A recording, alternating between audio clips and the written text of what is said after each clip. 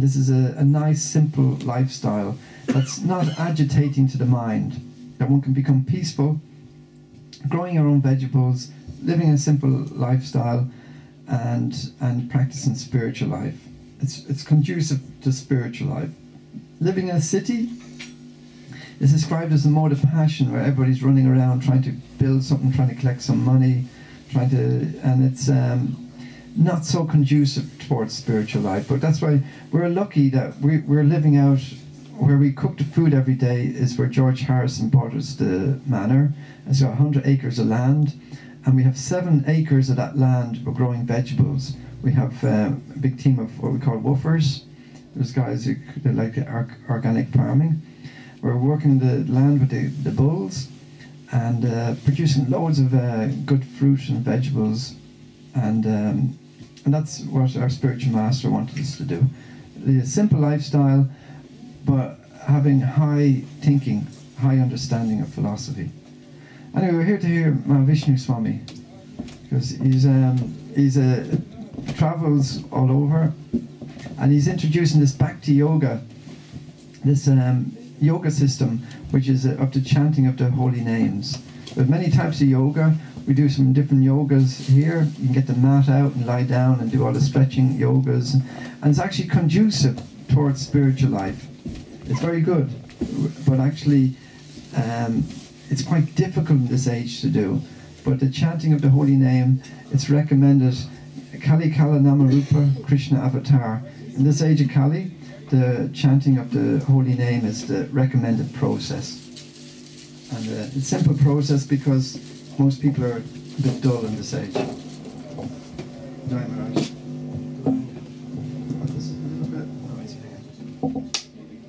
Pashuram Prabhu Ki Jai!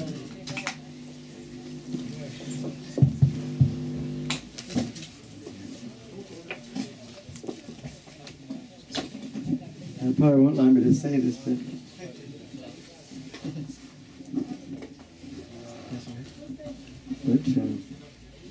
yeah, we've also been down the holy rivers together.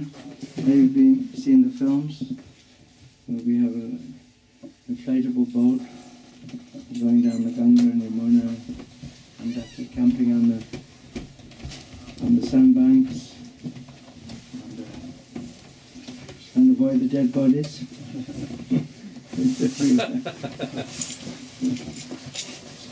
And just sleeping under the stars and chanting Hare Krishna, meeting the villagers and distributing prasadam, and books on books. It's a very nice life. You could see that the ancient way of living with spiritual purpose to existence, which we can't see in the city. It's very difficult to see. But still, we can't live in the past, can we? We can't pretend that we're something that we're not. So how do we function as spiritual beings? This is a great big question. We're in the middle of the lockdown. How are we going to do it? It's a practical question. How do we stay on the spiritual platform in the middle of the city and so many crazy things going on? You know, our senses are going wild. Every turn of the street corner you see something which agitates your senses, and actually in the Bhagavatam it says that we are like passengers in a chariot. You may have heard that before.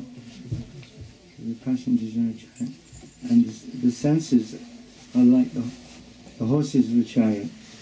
Five horses. What are the 5 horses? Smell, sense of smell, sense of touch, sense of seeing, sense of hearing, sense of tasting.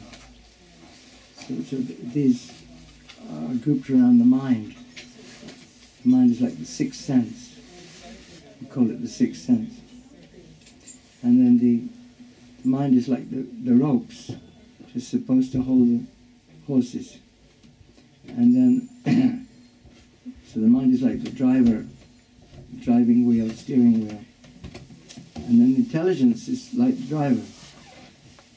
Intelligence is like the driver, supposed to be controlling the senses and directing where to go. And we, the consciousness in this body, we say, well, is it my tongue, my eyes, my ears, my hearing, my seeing, my touching, my thinking, my feeling, my willing. And this is my intelligence, this is determining what to do. So just by the simple analysis, you can understand the actually perfection of religion. That we're the beginning of real spiritual life is that we understand that we're the passenger. This body is not us. This mind is not us. Intelligence is not us. It's my intelligence, my mind, my senses, my body. And this body is changing as we go through time, from childhood to youth to old age. We're the same person. But who's teaching this in the city? That we're different from this body. That the body's changing. We're the same. Because the government, the educational establishment, are turning us into people with no spiritual awareness. So, here's my coat. So, fortunately, we're very fortunate actually, you wouldn't believe. Sounds a real drag. Actually, we're fortunate. So I'm gonna sing a song, and then we're gonna hear what is our good fortune. Okay? And it's Christmas time, so I'm going to sing a Christmas song. And the good news is, I'll tell you a little story. Who's been to Soho Street Temple in Treepoint? Okay. So for the last, I don't know how many years, that place opposite, there was a place that always complaining about us. Making too much noise, chanting Hare Krishna, going in and out. You know, they said you have to start chanting Hare Krishna on Oxford Street. Don't bring the party inside. It was like. But eventually, they couldn't take it. They left. It was the same time. It was a recession, and all the big companies collapsed. The big advertising companies, they just couldn't make it anymore. And then a lot of the small companies sprang up. One of these small companies called President is called. And you know, they came over the other day, about 2 weeks ago. They said, "We love your chanting. We love it." Said, and they came to see us, taking prasadam, and they said, "Listen, we are making a promotion CD for Christmas, and we want the Hare Krishnas to be on our promotion CD. And we want you to be singing Christmas carols." Not Christmas carols, but songs which are like Christmassy songs. And he said, we want, and they give us a list of 5 songs. And Radha Krishna Records have taken 4 of them. And I've taken one of them.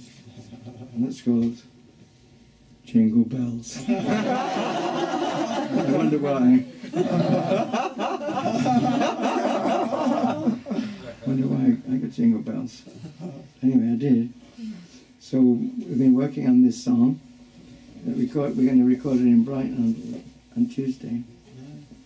And on the 29th, the other devotees are going to record in the basement of President. They bring all the equipment. And on top of that, they're going to shoot a video. And the video is going to be at Food for All in SOAS tomorrow. And we want everyone to come about 12 o'clock with as much Father Christmas outfit as you can. With a hat, and red trousers, the white fur on the bottom, the boots. And we're going to sing the song. and they're going to shoot it, and of course they'll dub the recording in as a teaser on Facebook. It'll be on YouTube or Facebook. So then we'll advertise Food for Life, we'll advertise Hare Krishna, and we'll, you know, it's a catchy song. So this is the project. So quite exciting. Who can come tomorrow for the 12 o'clock? Where exactly? Just outside SOAS. SOAS? No. You know, everyone's busy, but whoever can come, it's great. And they just a little lunch. Where's my blinky plant? Did we bring it? Christmas, probably Christmas. Oh, it's within my bag. Yeah, they're in Black Friday Christmas. Yeah, existential Friday Christmas. What we're going to do is to try and learn the song, and then learn the song a little bit, and then I'll say a little bit more of the teachings of Lord Chaitanya. This is Lord Chaitanya here, and how is it that we're all involved in it, and what we can do. So of course, Christmas is ultimately it's the birth of Lord Jesus, who's, well, I always understood, he was a pure devotee of Krishna, of God, and he was always preaching about his father. He never claimed to be God. He said we are one in the family, so to speak. But he always said, I'm the son. So this is a very, also, it's nice to sing Hare Krishna at Christmas. And we were singing on Oxford Street and people really liked it.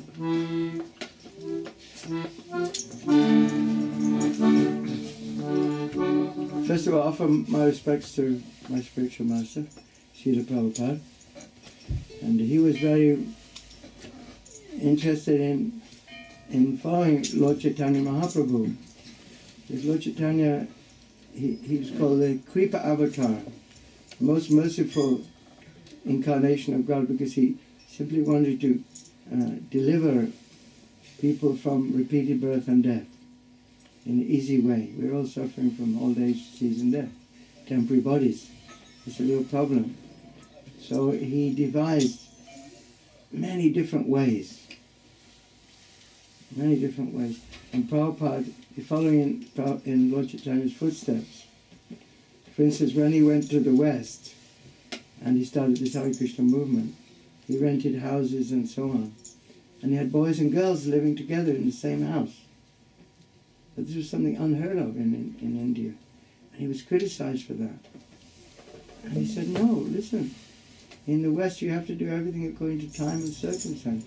The people, boys and girls are used to living in school together, they've been in university together. You can't make artificial distinctions, you know. And so, of course, they live separately and don't have intimate relations, Prabhupada said.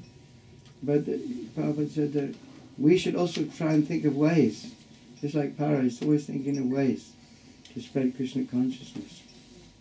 This was started by Lord Chaitanya, and Prabhupada did it. So this chanting of Hare Krishna can be done in so many different ways. So we first of all offer our respects to Prabhupada as spiritual master. So let's sing it. Nama Om Vishnu Padaya Krishna Prestaya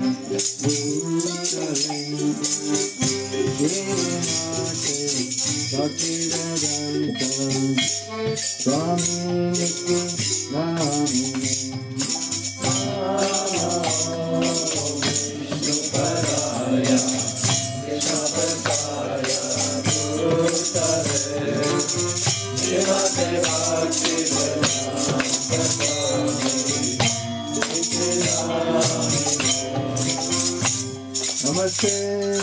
Saraswati Gauravam Sakari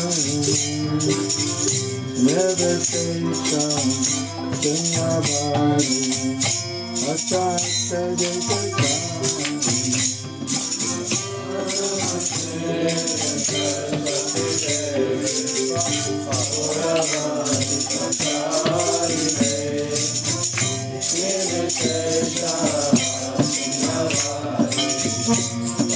Jai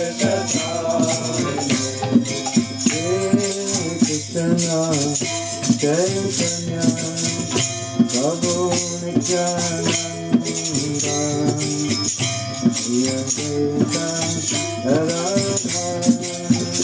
Srivastava Gaura Bhakta Jaya Shri